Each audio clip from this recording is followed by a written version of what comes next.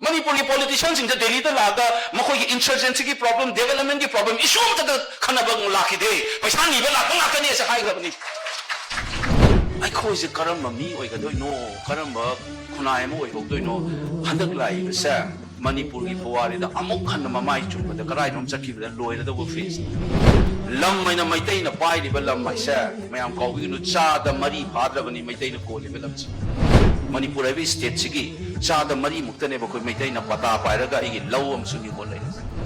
So, full woman of the Kulapam, not sing my Magi Maminga, Doris and the marginalized over Sam, the majority, majority should not take definition the largest higher than Cha the young Kaigi, Helakan, the majority high. Majority majority na te ako say largest community ko sa da ni fugo kung doon mari pangay na ko kamos largest ko ito majority do hana 61 le ramba percentage sum piksangi lamai rai ai na 3-4% ka ni ko pai sige tang kaksida mamai chum do na la iba bo lep ke na sangai ba mi dagi haur ka thadari ba praja sing sina saksa haizana da na thoki ba mayam si oi daga su What if we get a salo too? See, it's on a be like them, give a salo, see, Jacksana, Bagisu, Alain, Bagisu, Kadai, the Gipisan of election, never me do not be like a Bisatomam can be brava. She gives us a Masana, Lord Patana in Lamish, Tabo with the Lamima Tonjo, the son and Kaibo, Lamita Kaduni. Kadai de Pisano, but Mantri Padon, Mayum, the Pong, and Mari video Ubira bro. Pasa Kaibala, but the Sangada, Borkuramacadona, one and Namanamaka Sambugi, Matuta the Russian and Angelakan, the Hindi film, the Yam Yawa. Imong dala ka pata ba mising na pigi ija sumangan ba miso no may nakakata la hapo makana no pido dai da paisa mayam that naman lang sala mataki bam laiba bet na to gusin ma se sumay na ba hin paisa na lang sala ka to ise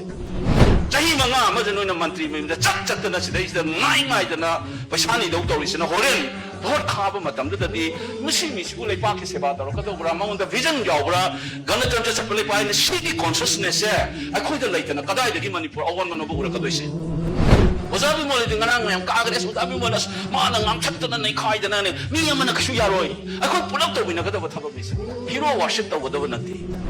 ai kal figure oiding de ai lai masa su na te lai su na te ai irapot ke sai on su na te ba mayang gum ai sam sam mi ne ba osa ai gum ba lak le ba india ai ba pap da manipur da lising le ba college sa university osa misam ma ne ba kana chan cha sakle pap da misam ai khoi ki sakti do fudor ko na dro handa ko na bot kari do no mai na man sakki bra ne ta bi ne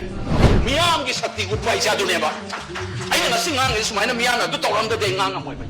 Miyam ke sakti tu na pusang agang ngang rin India ay balay pa ke parlamenta Prime Minister dang na kodi ying mamiyang sa loylam lay nga ki ying ito mamiyang na ay bang ngamay sa miyam na maning dalipay na ngamay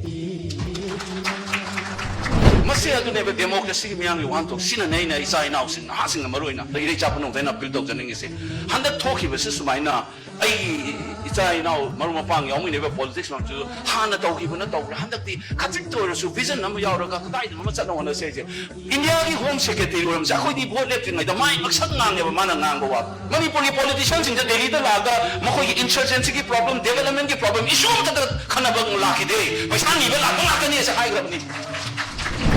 Pilay na home secretary na si ako ikay ba kang nung talk na si bo ako yung lutsing manila Delhi da tsaka da paisa nga mo ba sa pangatan ba CBI ko manipula ko kanong uli ay sini ako yung ayang sa tiba kang muno da